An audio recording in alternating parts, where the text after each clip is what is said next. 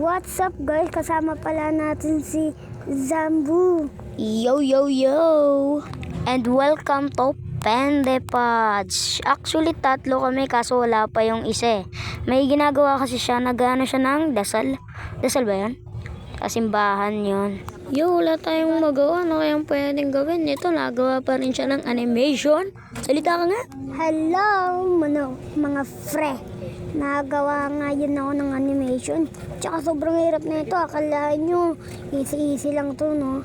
Pero sa isa namin, magaling yun eh. Gumawa ng animation dito. Nakikipagsuntukan daw siya sa animation. Nga. Grabe. Kaso may ginagawa pa kasi siya guys. Busy siya sa pagdadasal dahil alam niya naman kailangan sa simbahan yun, di ba? Tama. Yung dinadasal niya kasi guys ay Aba Ginoong Maria. Alam niyo ba yun guys? Sa mga nakakaalam, maraming salamat sa inyo at lagi kayong manalangin sa Diyos. Sunod guys, mag-upload pa ako ng iba't iba pa, no? At siya rin mag-upload. Salita ka nga, hindi ka na nagsasalita. Uy! Salita ka na! Tumatawa ka na lang ah.